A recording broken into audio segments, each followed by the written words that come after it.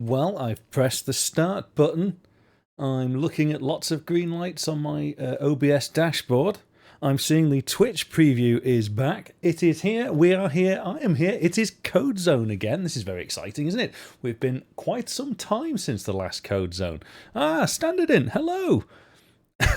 Good to see you're still around, mate. It's nice to see a friendly face first in the chat. Good stuff. Good stuff. When are you going live, asks Moon President. Well, now is the thing, right? Now. There we go.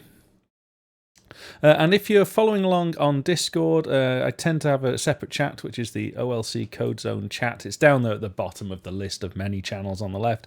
Other than that, it's a Twitch chat as normal. I was debating whether or not to do these on YouTube. I think for the time being, whilst the audience is still quite intimate, we'll do these things on Twitch. So hello, Gis99. Hello, Bixie. Hello, Signo Nitori.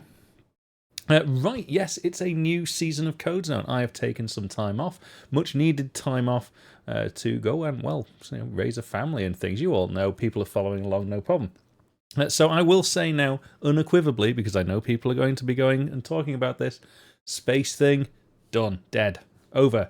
We're moving on, and we're moving on to a slightly different project and a different pace as well, because I needed a project which wasn't going to be sort of all-encompassing and time-consuming for the next year. Oh, let's have a look. We've got some more hellos. Good to see people popping in. Vitoral. Oh, yes, hello. Yeah, good to see you too. It's good to see some friendly faces in here. I'm all right, Standard in. Looking forward to doing some actual casual hobby coding again. First time chat from Abrahamd. Yep, that's a nice easy roll off the tongue name. Hello, thank you, welcome for coming. Speedy, always a pleasure to see you. Hello, NanoX here, RHK. Yeah, space thingy is dead, I'm afraid. Aleph Fixit, hello. Julian, or Julian, I'm going to say Bournemouth Julian. Why not? Bournemouth Julian, there we go. First time chat from Imalcor, hi. Right, well, for a lot of you, if you've joined sort of the Twitch channel, as you've seen my videos on YouTube, on the One Lone Coder channel, nailed it. Good. If you've seen these sort of things and you've joined the Twitch, this is very, very different to the videos. Now, the old hats of the old CodeZone will appreciate that I have to say this at the start of all the CodeZones. This is totally unscripted. It's totally unrehearsed. It's really just me making mistakes and messing about with some code. Best turn that down, or else I'm going to be waking a special X10. Let me just. Thank you very much, RHK. If you've woken my child, I might be sending you that money back. But thank you very much. That's a good start. Right. Okay. So what are we doing? Well, I create videos, as a lot of you know, and in a lot of those videos, they need some setup. They need levels designing. They need geometry making. They need all sorts of different assets and things combining together. And I'm fed up of coding the same thing over and over again. I'm fed up of coding tile editors. I'm fed up of coding vector image editors. I'm fed up of coding node editors, all those things. Yay, mistakes, Herbal Dance, hello. And what I've decided to do is create some sort of Swiss Army knife application. And by that, what do I mean? Well, a sort of a tool which is flexible enough for me to just keep putting input into it. So I want to be able to do things like tile maps and editing and imagery and animation, all sorts of things. It's a general purpose editor for the types of 2D things that I do. And I've got some plans for it. At the moment, it's all very, very skeleton-like. And as you can see here, it's GUI based, which is a bit unusual. Why is it not in the Pixel Game Engine? Well, it's to generate things for the Pixel Game Engine ecosystem, but I don't want it to be exclusive to Pixel Game Engine. So it's going to be customizable in how it generates its output. So far, what I'm thinking is whatever data structures we create within the environment, we'll have some sort of Lua script customization to be able to throw out how that looks in terms of data. Maybe, I don't know. There's a lot to sort of think about and discuss with the community as well here. Slice and Dice, hello. There's a little circle with 100 next to it. Yes, lots of I'm sure there's some Twitch aficionados here will fully appreciate I don't really know what I'm doing. So there's a lot of buttons and things which I don't know what they do, and I'm afraid of pressing them. And if you're seeing adverts and things, I'm sorry about that. It's not my choice. I don't actually put ads on the things that I do, but I don't know how Twitch sort of shows the streams anymore, so apologies for that. And also apologies if the quality of the stream is not what you're expecting. It should be pretty good now. I've got a much faster internet connection. First time chat from Pete81. Any thoughts on Kotlin? Yes. Right. In my professional life, sometimes I have to do some code, and I'm currently sort of trying to build an Android application which acts as a human machine interface. And I used to actually be quite adept at developing stuff for Android back when it was sort of Android 2 and Android 1.6 and things like that. So I thought, oh, this will be no problem at all, and delved into sort of the latest version of Android Studio. And I was surprised at just how complicated Android development has become these days. And I thought, oh, well, I know kind of Java's had a bit of a bad rap and nobody's really sure who owns it or what the license is anymore, and generally it's a mess. So what's this Kotlin all about? And it's probably just because I didn't know the language. I didn't like it very much. If I spent some more time with it, I could probably get to grips with it. I found it confusing that all the examples had both Java and Kotlin examples everywhere. Ultimately, though, I had to make a bit of a business decision and looked at the experience in our business, and I decided to go down the Java route. So there we go. Oh, good. The quality's good. Fluff, what's up? Oh, actually, we need to buff you now, Fluff, don't we? How do I do that? Let's have a look. How does that happen? I don't know how to make that work. Oh, there we are. Mod, the meaning of. There we go. I don't know what that's done. Maybe it's turned you into a mod. Yes, there we go. Excellent. Android development is a hot mess. Yeah, Android is capable, but the overall build system is really a mess.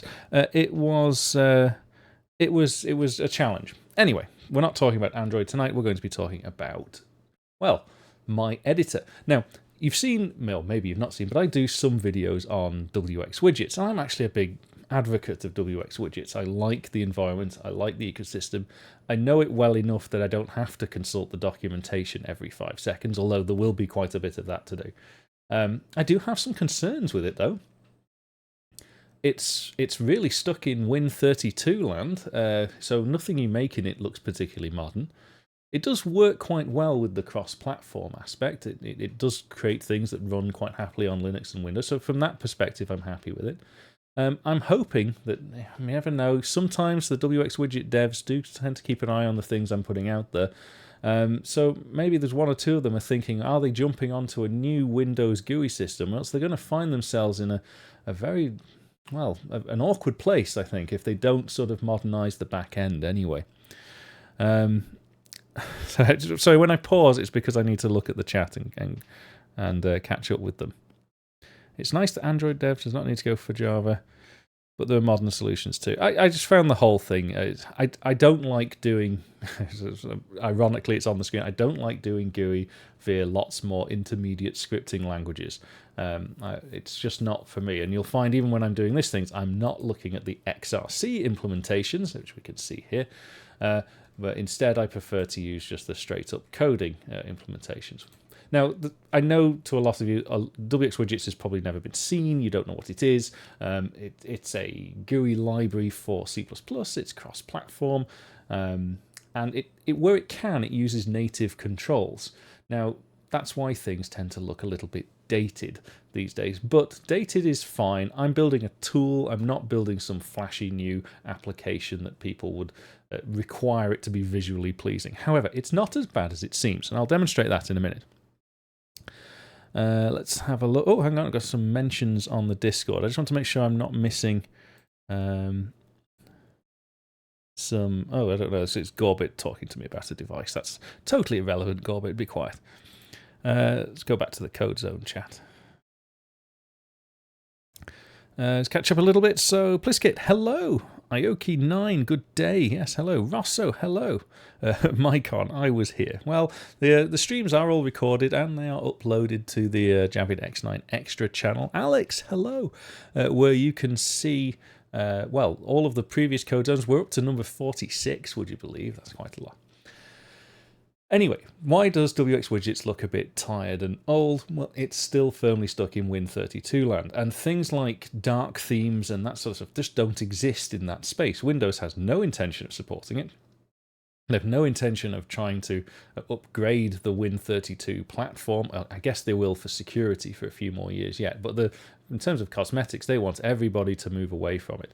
And there are some new Windows GUI libraries, but they're very, very dense. The learning curve on them is high, and I don't necessarily need the fancy widgetry that comes with all of these new GUI frameworks. I'm quite happy to use buttons, scroll bars, text input boxes. That's fine for what I need to do. Alex is doing something. Alex, what are you doing? Rough Knight 86, big fan. Hello, thank you. My family are very good. Thank you, Alex. Can you disable whatever you've just done? Thank you. Dated is good. Still use Windows C# and WinForms. Yeah, I've used WinForms too. Yes. I think it will take a. I think Alex is learning the ropes here. Qt is pretty good, but the license is kind. Oh, hang on. Yeah. I don't mind sort of small words like that. That's fine. Qt is pretty good, but you're quite right. The license is a bit of a pain. I'm only a hobby developer. I'm never going to commercialize this. The license doesn't really affect me that much, but I just don't know Qt, and I want to be able to move forward with this. I don't want to have to learn a new ecosystem to do it. I actually want these tools because I want to improve sort of the game engine and the platform and the things going around. I got a banana pooper is now following me. He sounds like, well, she, got to be careful, sounds like a pleasant individual. Is Qt even still updated? Oh, Annie, you just trolling there. And Annie, you've not been buffed either, but since Alex has just over-modded, I'm going to under-mod for a little bit. Anyway, why is this relevant? So, as you know, I create Pixel Game Engine, and I do all of these sort of silly demos and tools and things, and I'm actually quite keen on releasing a game. That's sort of my life ambition. I'd want to do this. And I've got some ideas, and I'm not going to disclose the ideas, but I need some tooling to help me create the assets for the game. And there's lots of tooling out there, things like Tiled, things like the Adobe Illustrator or the Affinity Suite, things like that. But they don't aim themselves at programmers. Tiled kind of does, but we'll draw lots of comparisons between what I intend to build and Tiled, I'm sure, over the coming weeks. But what I wanted was something that was really flexible, but kind of biased towards Pixel Game Engine land, but with the flexibility to be used universally as and how the user sees fit. Now, why is this important? Because we're going to have lots of graphics going on inside this GUI application, and I'm going to be using the Pixel Game Engine to actually handle those graphics. WX Widgets can do it. It has full OpenGL interfaces. It's got its own quite sophisticated drawing library. I could leverage DDI Plus specifically for Windows. But I'm using this also as a vehicle to develop Pixel Game Engine 3, which has been slowly cooking away in the background over the last year. Whilst I've not been on the screens, I have actually been doing a bit of coding here and there. Have a quick glance at the chats. Oh, and there's ImGUI as well. Yeah, thank you, Nanoek. There's that too. I mean, ImGUI needs a bit of setup too. So this will be a project that isn't easier to do with Pixel Game Engine. Yeah, so actually, Herbal Dance, I think that's a very valid point. I actually started trying to do it in the Pixel Game Engine, but because I wanted... there's lots of like data entry. There's going to be things like entering parameters and coordinates and selecting from lists and lots of file system operations. It's a user-facing tool more than a game. And that actually adds quite a lot of restrictions. I don't have a sophisticated GUI platform for Pixel Game Engine. And I don't want to reinvent the wheel on everything. I've got a platform here. It's free to use. It's easy to use. And when a tool like WX Form Builder, it's drag and drop. And let's actually do some dragging and dropping, because I've talked long enough. Just, one last glance in case anybody's asked any sort of interesting questions. So yeah, we've disabled slow mode, I think. Qt is pretty massive. Well, WX Widgets is not. It's pretty big too. Sightwalker, hello, glad to catch a stream. Thank you for your videos. Oh, well, you're welcome. I'm a coding angel. Ooh, controversial stuff there. You were thinking about getting an HTML GUI thing made for the PG. Oh, well, you keep thinking about all of these excellent PG add-ons, Gorbit. You just don't do them. So, with that in mind, let me show you what I'm envisaging for sort of my editor layout. Hopefully you can see there's some contrast on the screen here. Do it in Kotlin. And it's going to sort of follow a standard IDE-like layout. So on the I'm pointing at the screen thinking you guys can actually see what I'm looking at. This area here is going to be sort of the main edit window. Down here I'm going to have some tooling and output windows, and on the left hand side will be the common tooling used for editing. I might need a toolbar at the top, and I've got a menu bar, and I've got a status bar at the bottom. At the moment this all exists purely in WX Form Builder. We've not really started any code yet. You just talk about this so everyone can steal the idea. Right. So why have I chosen this? Well, I've chosen a specific part of WX Widgets called the Advanced User Interface Toolkit. And it's advanced to the tune of it being about 15 years old already. But it does actually have some rather nice cosmetic things about it. And I'll demonstrate it. So these are actually called notebook panels. And notebook panels allow you to have tabs in them. You've seen this quite a lot, like you can see up here, to be honest. So different windows have different tabbed properties. But the AUI toolkit in WX Widget goes one step further. It actually integrates all of the useful bits and pieces that you see in things like Visual Studio. So if I go and throw in a couple of panels here, they come up as pages. Let's stick some pages in that one, and let's stick some pages in this one. And these pages are completely user definable. So we could create different classes that represent the panel that's been added there, and it will render and handle all of that for us. That's quite a nice thing to do. But then there are some other features too. So I'm going to just press F5 and take this into, like, there's a demo mode that's built into WX Widgets. And maybe I can move that so we can see the whole thing. So if you didn't know, if you always thought WX Widgets is a bit stale and can't do these things, you'll be surprised. So I can pick up a tab. And I can move the tabs around. Let's see, there we go. So I can actually split this window, and I can see which windows are actually in those tab groupings. You can, I've disabled it for this application, you can actually drag tabs from one cluster to the next. I can split it in different directions too. So let's drag another one out. Fine, we can drag that one along the bottom, and maybe I'll have some tooling on this side down here, perhaps 3 windows worth of tooling. And we can save this layout too, and the layout all sort of flexes and moves. So this is, I think this is quite a nice way of doing things. It allows the user to split up the environment in a way that they want, that's sensible for them. We can keep the editing features all together in one place, and we can group things in convenient ways. It's refreshingly modern. It might still look a little bit crusty in different shades of grey here, but it's quite a nice flexible way to work. It's actually easy enough to program. So, perfect for tooling. As just been said there. Oh, let's hang on, some chats going on here. Greetings, Magetsu. Hey, not seen you on Twitch for a long time. Twexis, hi, it looks like the famous Embarcado Delphi game engine. Yeah, that's the dev C++ thing now, isn't it? Yeah, some weird offshoot of the C++ world. What's this GUI library? This is WX Widgets, and I use specifically, this is WX Form Builder, which is kind of a drag and drop interface to the WX Widgets library. And see, Magetsu already answered it for you. Excellent. You can build chaos and storage. So I think this is quite nice. It's not as old-fashioned as people would have you believe.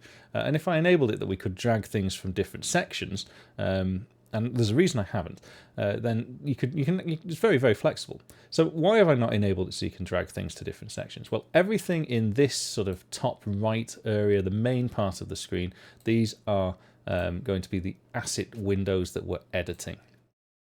So these, technically, they could all be images, they could all be artworks, they could all be levels, whatever. That's the main focus. The tooling at the bottom is likely going to be scripting tooling, output tooling, that sort of thing, console window interaction. The stuff on the left is going to be edit tooling, so things like selecting color palettes, selecting layers of the things that are in the middle. That's why I'm not allowing you to sort of drag an edit window down into the output console area. I think there's a user input conflict there.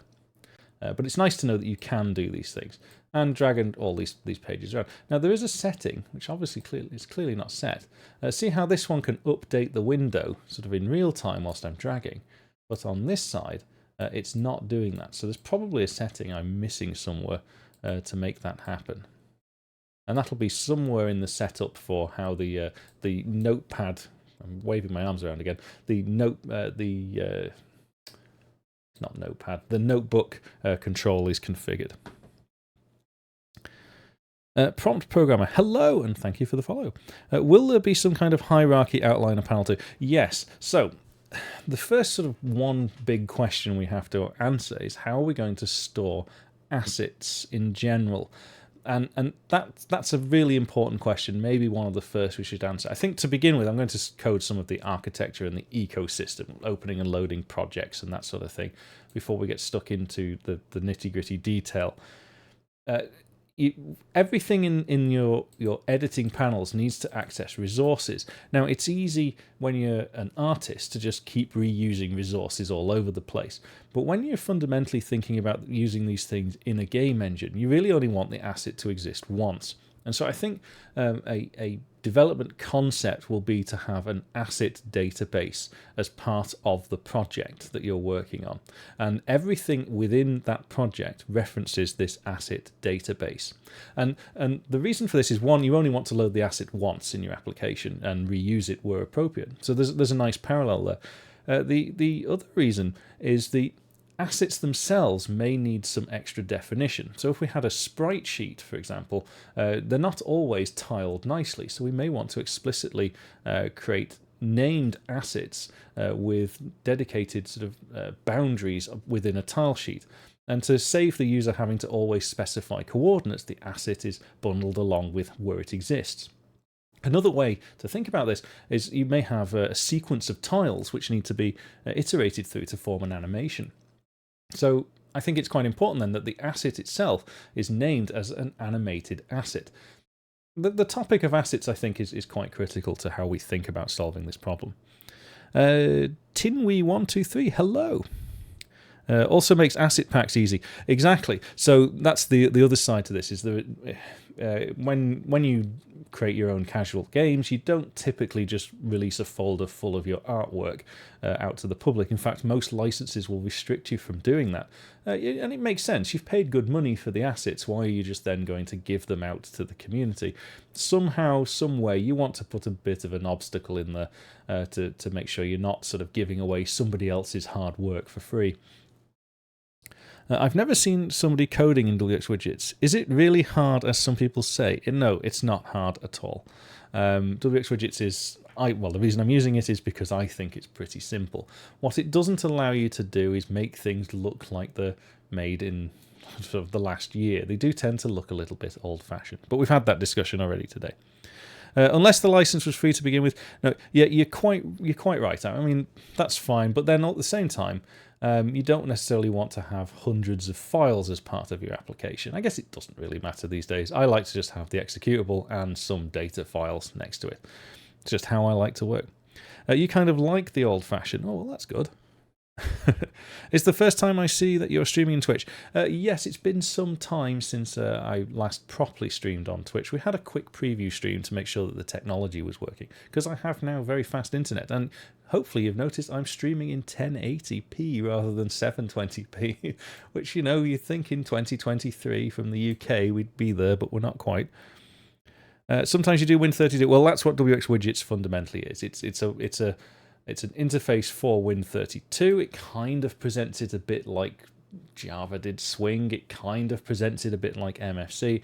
But for every button that you use in WX Widgets, it can also use a button from Win32. It can use it from GTK. It can use it from other platforms operating GUI toolkits as well. At one point, developers did like to publish their games as just one file. Yeah, I have to ask you one question. Do you work for some company as a programmer? Well, no. At the moment, I head up a research and development department for a small robotics company. I'm going to say it like this. I have people that might program for me these days. So no, I don't do very much sort of hands-on coding anymore. Right. That said, let's have a look at what we're doing. So I've thrown in these sort of panels just to demonstrate this pagification of the toolkit that we're going to use. Now, the nice thing with this WX form builder is it's got sort of all of the common tools, and it even allows you some skeletons and stubs to throw in your own custom tools, and that will be something we'll definitely need to do as we start developing this application. But how do we get from here into our program? So I have Visual Studio booted up, and let's get some zoom on this so we can see what's going on. And at the moment I have an application called OLC Editor 2D, and I don't have the two linked at all. In fact, at the moment, this is just been sort of a test vehicle that I've set up to sort of work with Pixel Game Engine 3 development. We're nowhere near releasing this yet, so don't all suddenly get excited and think this is the next new cool thing, and Pixel Game Engine 2 is redundant. Not at all. In fact, I'm still actively supporting PGE2, whilst I'm thinking about the ideas of PGE3. And I don't really want CodeZone to sort of be a deep dive into how PGE3 works, and it works a bit differently than 2, but we're going to be using it as the graphics sort of front end, back end for the applications, because everything, I want it to all be intuitive and graphical and work quite nicely. And I did actually in the preview stream sort of show what we've got here already, and it's nothing like what I've just shown with the form builder. I think it's easy to do program. Yeah, well, that's it, Herbal Dance. That's exactly it. I'd rather code for fun than for profit. So let's launch this application, and what we see here, and this was shown in the previous stream, is a couple of windows, and both of these windows are WX Widgets windows, but they're running some graphics which are being rendered using PGE3. And if I just right-click in the window, we can load some textures as well. So it looks a bit strange, but because it's lots of sort of test routines being run, and it is a bit flickery at the moment as well. I think that I don't know how well it's playing with the capture card, but it's now everything in PG is hardware rendered. So PG3, the major difference is we get rid of this idea that there's decals and sprites. Everything is technically a decal. And it allows you to do all sorts of interesting transformations, and we can leverage the GPU to get all sorts of rendering performance, yada, yada, yada. It's going to be faster and better and cooler. But we're not there yet. There's still a lot more sort of testing and thinking about. But it's already at a sufficient point where I can start using it as an editing tool. In fact, you can see the demonstration of the grids here. I can show that it's an active window. It really doesn't matter about what the size is. The grid cells here in the background are selectable, even regardless of rotation. And if I press those ones, I can't remember which ones to press. Oh, it wasn't that one. Whatever that was, wasn't that. Oh, there we are, shift. So I can actually sort of also skew as well. And you may have seen some videos where we've looked at how we can do cell picking based on transforms, based on isometry and that sort of thing. PG3 kind of handles all that for you now. You don't have to ever really worry about it. So there's technical advantages, but we're in a position where we can start using this already for sort of asset manipulation and selection of tiles and whatever. So that's what I'm saying. So don't get confused that this is the end application. This is just an intermediate step where I've been developing PGE3. There's one namespace. Yes, there's only one namespace. PG3 technically is going to be a little bit slower than PG2, but you got to remember PG2, when it's doing sort of just drawing a sprite on the screen, is incredibly fast. Although it could be a lot faster than it is, but I don't know. We're not going to compare and contrast the two today anyway. What do you think of DirectX? I'm into this graphics programming world for some time. Well, there is a relationship between my online name and DirectX 9. I actually really like DirectX. I think it's the superior graphics programming environment, but I can't really use DirectX on anything other than Windows, so that's why the stuff I'm doing today is OpenGL. But no, DirectX I think is better for beginners. I think it's just nicer. It's more intuitive as a development environment. But because it's not open source, man, people get really upset about it. Anybody even mentioning it these days. So I'll close that down. And I think what we're going to do now is look at how we can start to import our basic editing environment here into the into the coding environment. So WX Widgets will create a couple of files if I tell it to. So we go to our properties. I'm already lost.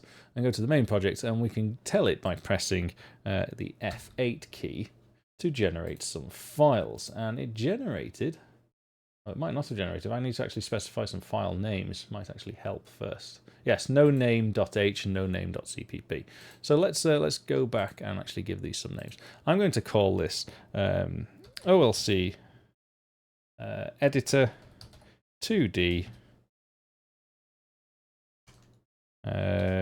GUI underscore GUI. So it'll create two files, .h and .cpp. And the files it generates are effectively these files here, which is two big monolithic files which contains all of the information required to create the GUI that we've described on the side. And you see, at the moment there's not much to it. It's just a hierarchy of controls with other controls added to them. If you're doing a small WX Widgets application, and we may see this as I develop these things, you can just hard code it yourself. But as you start doing more and more complicated things, it becomes far easier to use a tool such as this. You're enjoying a lot DirectX 11. The last DirectX I really got my teeth into was 10, and I did dabble a little bit with 12. Yes, because 12 just sort of went down the compute way.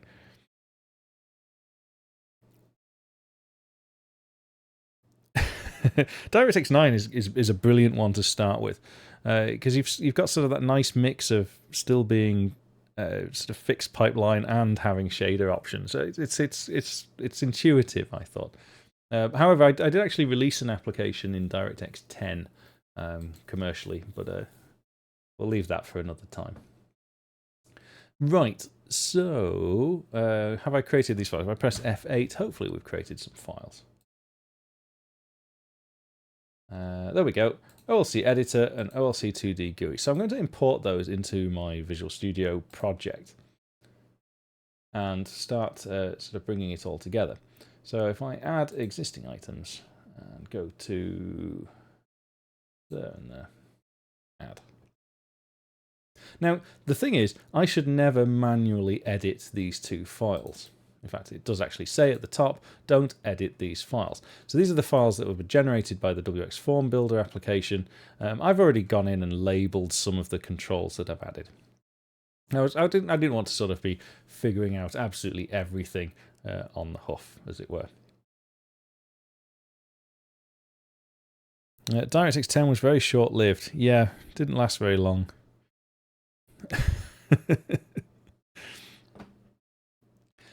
So what we do is, rather than editing these files and using them straight up, we always inherit from them. And that's how WX Widgets is kind of designed to work. So let's, for example, let's go back to the designer view and look at our main frame here. Let's say I've got this panel here, which is somewhere on the left, and to that panel I add a layout. A layout allows you to sort of make things flexible, and I add some buttons. So you can see the buttons appearing. Of course, buttons have events, and here on the right, behind the really handsome guy up there in the top right corner, I'll just move the window so you can actually see what's going on. Oh, actually, I think WX Form Builder contains a feature for streamers like me. If I press this button here, I can actually move the properties window. I can swap them around. Look at that. Right? Totally useless. I thought, what the hell is that for? Totally useless button to have in the middle of your GUI. But it turns out, for streaming, it's perfect. Anyway, when we have a button selected, we can give certain methods to sort of implement. So if we have a button to click, we can add an event on my click. We can add it here. And the code that it goes and generates, we're going to have a look at it. be somewhere here. It will link to a function. There we go, on my click. And it's virtual, so it's designed to be overridden by a class that inherits. So you'll see me starting to call lots of classes like base classes, quite deliberately, because they're going to be the ones that I don't edit.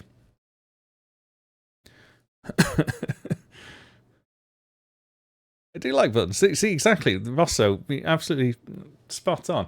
It's a button, I'd have no idea why it exists, but look at that. That's going to save me, literally seconds of time.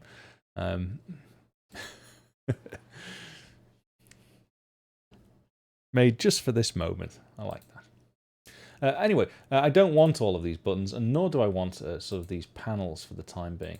So I'm going to erase them. We'll get rid of them.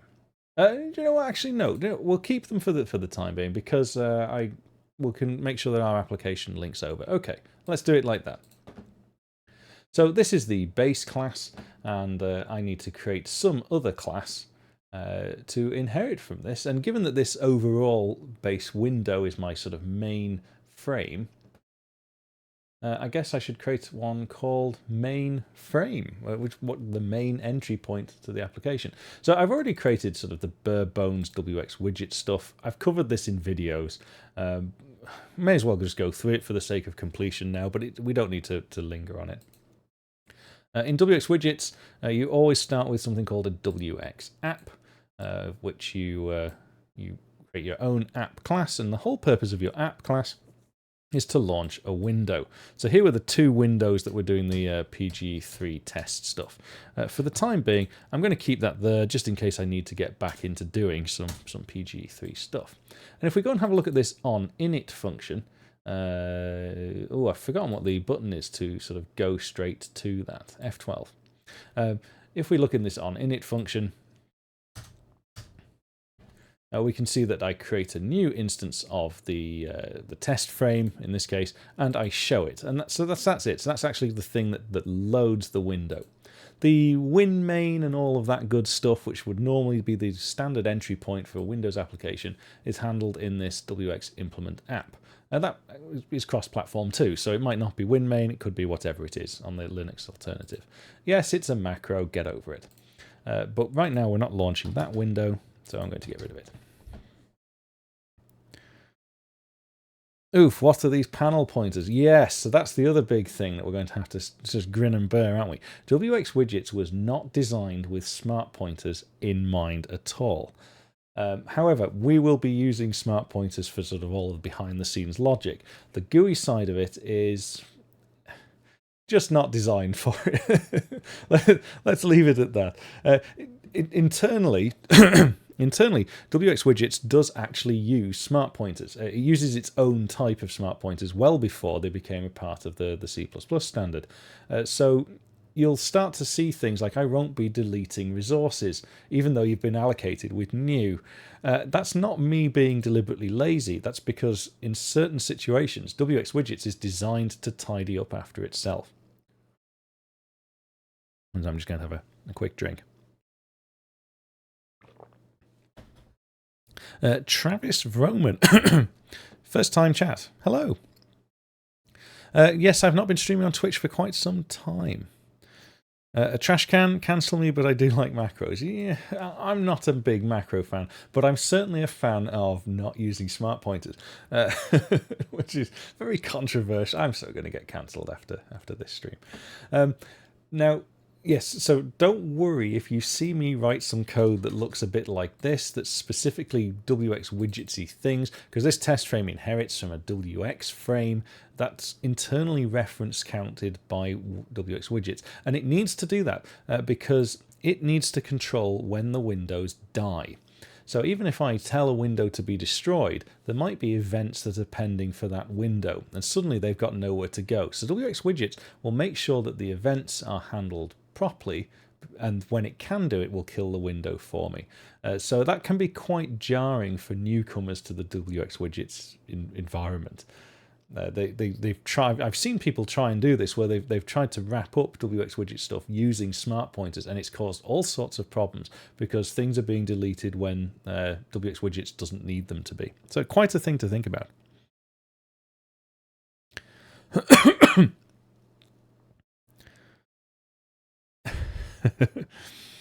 What is this new project? Okay, I'm not going to go through the whole sort of 30 minutes of the stream already, but we're going to be creating a Swiss Army knife editor for all sorts of things, and it's also I'd like to experiment with a few things I've not tried before. I've never really implemented undo. That's complicated stuff, undo. So we might have to have a think about how we integrate that into the platform, and how sort of granular do we go with that level of undo. We may have to think about embedding a scripting language into this environment too. I don't want to have to place, I don't want to have to create C++ tools for everything. If it can be just scripted away, that seems to be a popular choice with tools like Blender. You know, it gives you some flexibility. Now, as a tool for developers to create developer-centric content, I think it's quite useful to be able to script things. Yeah, undo stacks are fun. So there's two ways I'm thinking about doing it. One is to follow like the command pattern, where everything goes through some sort of central scheduler of commands and has like an equivalent undo. I don't think that's necessarily the depth I'm going to go to for this. I don't care too much about if you've change the layer order in your thing, that needs to be captured. What I care about is sort of the very short term. If I've placed some tiles in a tile map editor, that I can undo perhaps the last 100 tile placements. Or if I'm placing nodes, so I think the undo will be localized to the asset that's being edited rather than some more global thing. Simply to just keep it simple. I don't really want to have to create this massive, huge sort of central nugget of code that just handles undo, and everything acts as some sort of slave command across the whole platform. Copy and paste as well. It's like proper copy and paste. So being able to copy and paste between the windows internally, but also within the Windows sort of ecosystem too. So if we've got text or bitmap imagery on the clipboard, actually being able to throw that into the environment is quite useful. You may have seen on Twitter a little while ago, I put out some interactions with the Windows operating system. I can't show that unfortunately today, but I've started adding some rather, in this case, OS-specific ways of rendering icons for Windows Explorer. So if we create our own file types, how do you actually get it to display what the content of the file is in Windows Explorer is fun too. So we've got all sorts of things like that we can be exploring as the series progresses. One of the other things I should mention is, unlike Space Thing, it's very likely I'm going to be developing this offline as well as online. So in Space Thing, I tried to show every single step, every single decision that was being made. That I think was part of the reason the project died, is I lost the momentum. I was only sort of showing one thing for an hour a week. I wasn't getting very far in that hour. So I think this time, because I actually need this tool to progress a few other things I've got going on, I imagine the CodeZone streams, when we're talking about the dev side of it, will be more focused on what I've done that week and talking about some new features and seeing what you guys think of some features as well. Right, let me just have a quick glance at the chats because things keep popping up. Tarry, hello man. Yeah, I've not seen you for a while. It's good to see you around. I saw someone recently do interesting undo function based on XOR. So that's sort of a two-stage undo. It's pretty cool. Yeah, the command pattern is, if you're Windows and you're writing Microsoft Office applications, I get it, and that's quite useful. If you also have an application that's so rigidly scoped, it's useful too. And if all I was doing was building a tile editor, then yes, I probably would resort to the command pattern and a stack of information to facilitate it and undo. But because I'm going to have this sort of multimodal user interface. So sometimes we're editing tiles, sometimes we're editing vectors. We may want something that edits fonts. We may want, I've no idea. It could be MIDI editing. It's a general editor for stuff. It's just this thing I've always kind of wanted. I know how to do various bits of it. I'm throwing it all together in one lump. Alta, hello. Nice to see you too. Got quite a lot of viewers at the moment. That's very nice. And thank you for those that have subscribed or been watching. Nice to see you streaming. Yeah, I've been pretty busy. Been raising a little person.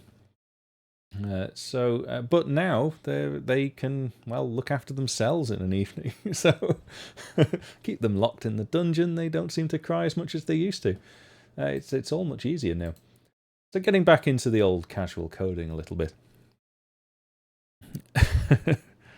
Oh yes, Sightwalker, we made it to 100. That's a nice thing to have for the first CodeZone stream. That'll dip back down to sort of 35, maybe even 20 as the weeks and months progress. So the plan is it will be like it was before, probably this time on a Tuesday we'll do CodeZone. If there's something on, or I've got some time during the week and just feel like throwing one together, we might do them slightly off schedule too.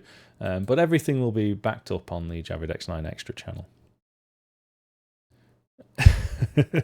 WX Widgets, yes, Ravicat, yes, thank you, and first time chat, good, yes. It is WX Widgets that I'm going to be using, and that's what we're doing. Yeah, I think maybe that's a prod to say, shut up, Javid, and just get on with coding, which you'd be quite right to do. So I wanted to create a new class here, so let's do that. I'm going to add a new class, which is going to be, I'm going to call it GUI, and MainFrame. So this is the main application sort of entry point. I don't like using any of the base class options in the class editor for Visual Studio because it's rubbish. I'd rather just do it manually. So even though I've got my GUI MainFrame there, I've got some sort of precursory information, which is how I'm sort of building my application. So I'm going to pinch some of that and stick that there. So namespace. GUI, and my class is going to be MainFrame. Or should I be cool? It'll do what all the cool kids do these days and just have everything lowercase. This is the point. This is where we now get to decide critical junction points like this. So the chat gets to decide. What did I actually call my thing? I called it OLC. What was it? Editor? I can't remember what I called my files. OLC editor 2D GUI. OLC editor 2D GUI.h. All in screaming snake case.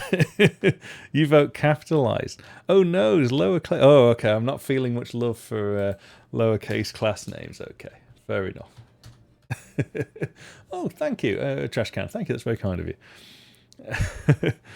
Lowercase class names. Why is that not popular? Is that not a cool thing to do? I've even forgotten what I call my class now. Let's have a look. WX, what did we call it? Editor 2D main base. Editor 2D main base. There we are. Right, so I've got a namespace. I'm going to need constructors and all that good stuff. But I also need any sort of functions that I'm overriding. Now, I don't currently have any other than this main base class. So I'm just going to dip back into the form builder. Now, the form builder tool will actually generate these derived classes for you. Generate inherited class. I don't like it personally. I just don't know why. It's just not into my sort of the way that I like to work. So instead, I prefer to just sort of do these things manually a bit. So let's add in our main constructor here. I'm just going to move my mic a little bit whilst I'm typing. Public. So we've got MainFrame constructor. Ooh, here we go. And I'm going to be able to pass in a WX window parent. You never know whether I want to reparent that or not later on. Yeah, we'll throw in a destructor too, just for the time being. Throw those things in. And I have nothing else. I have nothing else to override. So let's go and give those some bodies. There we we go. And let's go and have a quick glance at them, because we need to pass on some of this information to our base class, which is OLC edit. Oh no, it wasn't, was it? It was called. I've already forgotten what we called it. Going well, huh? See, when you look at these YouTube videos and you think, you know, that Javid guy is kind of slick, does all of this stuff sort of off the cuff. No, you're learning. It's not like that at all. Right, so I'm going to pass in the parent. I'm going to give it an ID of mine. So you have to pass in a parent. Something has to own this window. The window ID -1, it's an old school WX widgets way of identifying everything that's going on. In fact, all I need to pass in is the parent. Everything else I'm going to let WX Form Builder work with. Let's have a quick glance at some of the chats, because I see it's going down. KBI753, hello. I've seen most of the videos. Oh, very good. Hey, nice to meet you too, first time chatter. You personally use lowercase class names with underscores, at least in C. Yes, for me, it purely depends what side of the bed I woke up on, I think, whether I go down a particular route or not. I'm not very consistent at all. I do tend to be rather consistent with my files being sort of lowercase with underscores. Hedgehog of Hermes, first chat. Aye, it's him. Well, it could be. Hope so. Think so. Yep, I'm still here. The main window is with... Yeah, I agree with you. I don't like that at all. Although I will be controversially using Hungarian notation all over the place, because I know that people really hate that too. I seem to choose all of the things that people don't like. But at the same time, I'm a rather productive guy getting things out there. So read into that what you want. Right, so I have now created a base class, which is that I need to actually load my base class now. So let's go and do that. And we're loading that through our main app. So I'm keeping hold of that code just in case we get round to doing some PG3 development at some point. And we're going to say GUI MainFrame. And we'll bring this down here. And yeah, we've just had the raw pointer discussion. It's not actually a raw pointer. It's a WX widget smart pointer. Frame main. Look at that. Oh yeah. In fact, should we actually do it? Should we do it like this? P main frame. Look at that's beautiful. Isn't that really nice? Yes. Yes. I like that.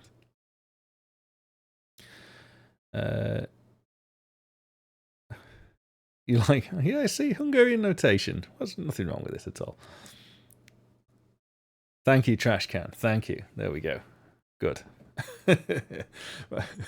Just to make sure everybody calm down, calm down. It's not quite a raw pointer. It's WX widgets being clever.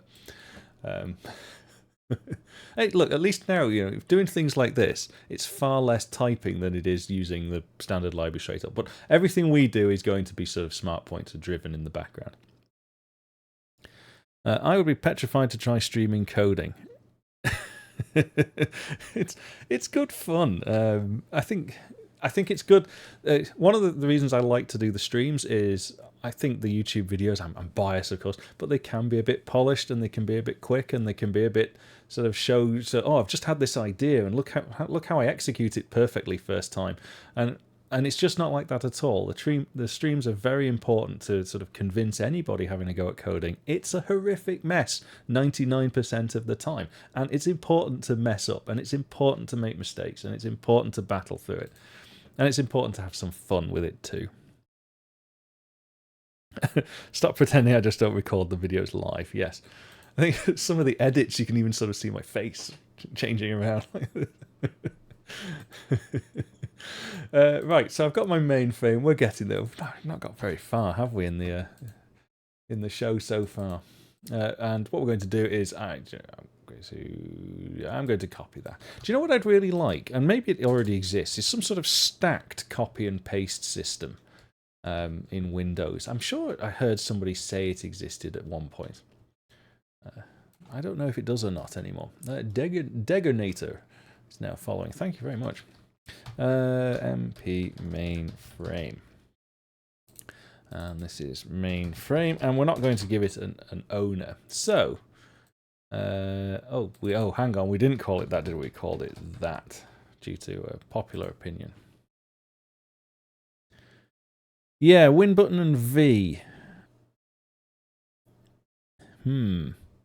Oh, you're trying number 7 of creating your own compiler. Ah, that's interesting. Well, you may have to come on the Discord and start talking at some point because, well, we've been sort of hinting and discussing occasionally how we're going to be looking at some sort of scripting language that we might be putting together. What's this? It does exist, although you might need to... I'm not going to press Window and V directly on stream for the first time ever. I don't know what it does. I'm not going to Google it right now. Thank you, Anon-Sama 9001. You remind me of our ISO audit, ISO 9001, which we had rather recently. And, Seclick, thank you for a raid. Exactly. First time chat from Rust Compiler. Oh, it's the Rust compilers here, everybody. Uh-oh. Uh-oh. Get rid of that raw pointer. Right, so have I totally messed this up? Is this something we can compile? So if we've kind of got this right, we should be able to launch and actually see what we've had in the WX WX Form Builder environment available to us. It should be here. And so that's kind of what it looks like in the environment. I'm hoping it's going to look the same way, but it might not. It might look a little bit different. And that's when we start, oh, we failed. We failed. Uh-oh. Set sash size was declared. Ooh. This is fun. Have we got an editor, an error already with inconsistencies between Form Builder and WX widgets? We have, so straight into sort of difficult land. Now, one of the things you might think is, why is this not all sort of a cohesive platform? Well, WX widgets is a project that's been running for years on its own, and WX Form Builder and all of these other editors are completely independent projects. So as the WX widgets package moves on, the Form Builder package has to catch up. And so there are a few things which can get a little bit fussy like this. These are all the joys of GUI programming in C++. So let me find, it said the problem was with the splitter window, and it's probably because I'm using a property I shouldn't really be using. It might not even exist anywhere. It might be whilst I was messing around, just trying to experiment. So that one says sash size -1, so maybe I should do the same thing and set up this one, change it from its default back to -1. There we go. So let's press F8 again, which has generated our file. See how it's got rid of it. So that's quite good. So there's clearly some property there that's it's been deprecated or removed from the library, which WX Form Builder just didn't know about. I'm hoping that's the case. There might just be inconsistencies.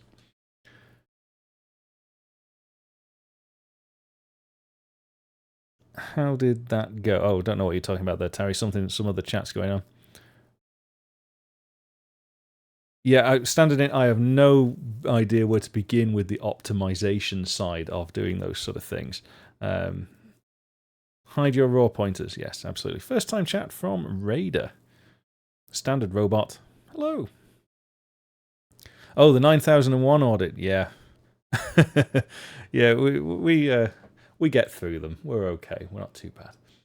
Right, I'm clicking play. There it is. This is it. This is the first ever running of the new OLC editor. And it should run, hopefully, a little nicer than it does in the Form Builder package. So I should be able to pick things up. And I can split the window there. That's quite nice. Good. This is the window with all of our buttons on. Lists of page there. If I start to shrink things down so we can't see stuff, so that might be a bit of a concern. Oh, it puts in some nice little widgets to move the windows around. That's good. Still can't drag from one sort of section to the other. That's fine. I can split that side up quite nicely. Cool, can kind of split this one up multiply. Well, it's getting a bit squashed, but it's functionally, it's working. Which is good. Very nice. Just call me Sai. First time message ever, and I really recommend imGUI to do anything GUI-like for C++. Yeah, that's fine. Yeah, Magetsu, if you missed the start, how to make it look more modern? Well, I'm not too bothered about making it look modern. I'm using it because it's rapid application development, and for me that's the critical thing here. Immediate mode GUIs I've not particularly a fan of. They have their place, I think they do, and certainly PGE, Pixel Game Engine, has an immediate mode GUI plugin. It has an ImGUI plugin created by Danderstein. So it's just I'm just happy with this. I'm happy with a big hierarchy sitting in the background that allows me to sort of play with it. And I can sit here quite happily dragging these things around for the rest of the evening. So I'm pretty pleased that looks like a sensible entry point user interface for what we're going to be doing. Company went through the long, arduous process of ELF testing. How to make... Oh, we'll just ask that one. Memory footprint is very small in debug mode. Is it? I didn't actually see what it was. What was it? Yeah, about 4 meg. Okay. That's...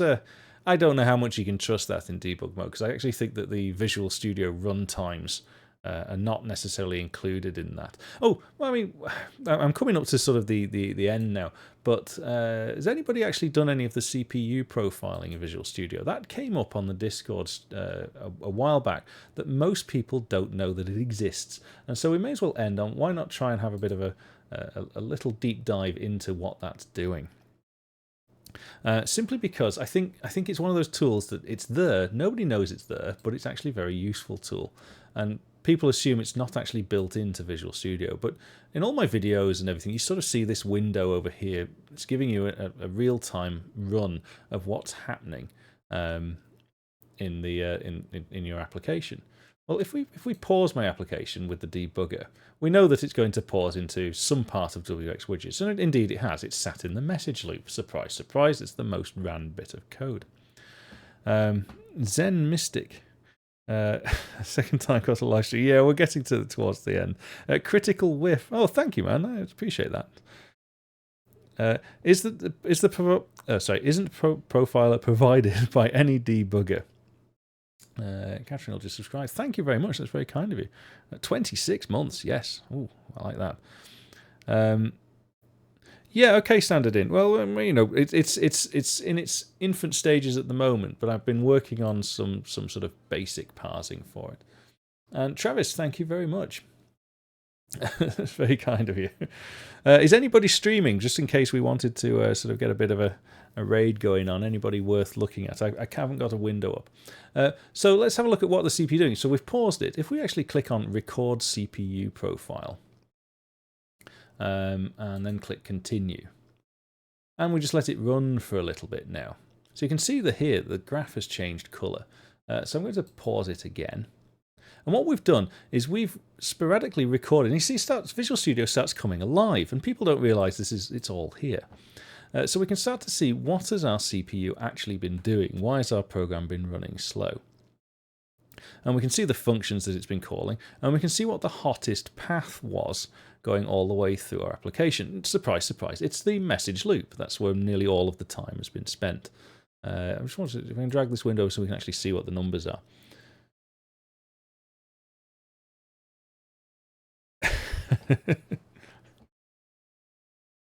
Oh, it's good.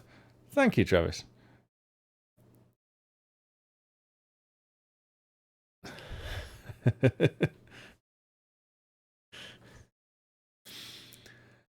So there we go. Well, I'll end on a one lone coder top tip, which maybe we should make as some part of the CodeZone show going forward. There's actually a bit of a change I want to make to CodeZones. I'd like to include a small section each week which showcases some community content as well from the Discord, because I think that's always well received, and it gives a boost to anybody that's got an interesting project and they want to see it. So I might put in like a submissions page, or I might just handpick stuff from Show Your Stuff over the previous week of things that I thought are worthy of a slightly larger audience. Anyway, we've recorded this CPU profile. We can see now which whereabouts in our code was taking up the most sort of time. So if you find that your programs are running a bit slow, don't forget that Visual Studio has all of this built in. Now it's no longer, you don't need to have to run separate applications to work this stuff out. It can go a lot more deeper than this too, but maybe that's a message for next time. Until then,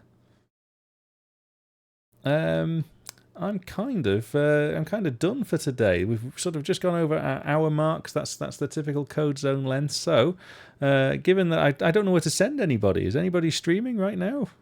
Any recommendations? Zen Mystic, thank you very much.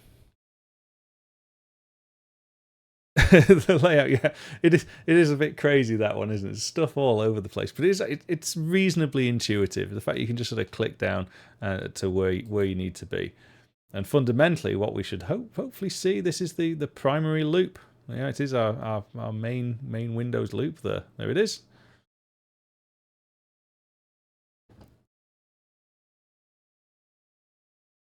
CPU tab is the reason I'm still on VS. Yeah, it's pretty cool. Arcus, is Arcus on? I've not seen Arcus stream in ages. The Ferret Rescue Raid. Ferret software, all proceeds go to the animals.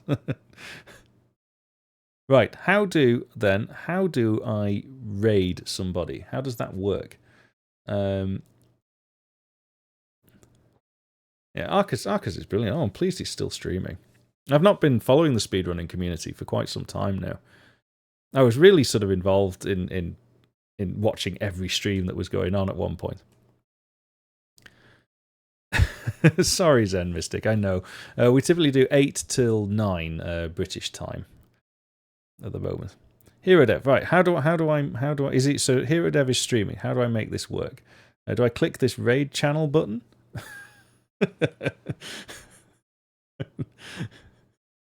Raid channel. Raid message. Oh, what are we going to say?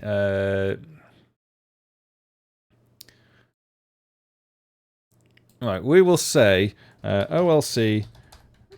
No, we won't say. We won't advertise.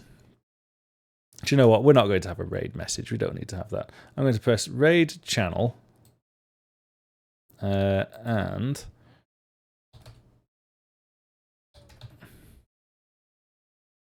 HeroDev. There we go.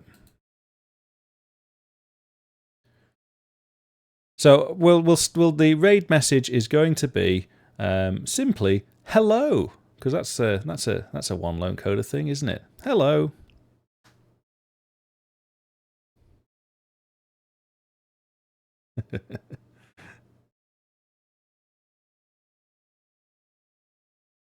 Ready? Let's go.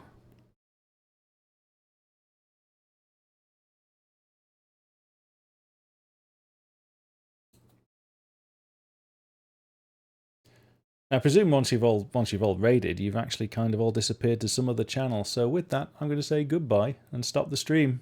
See ya.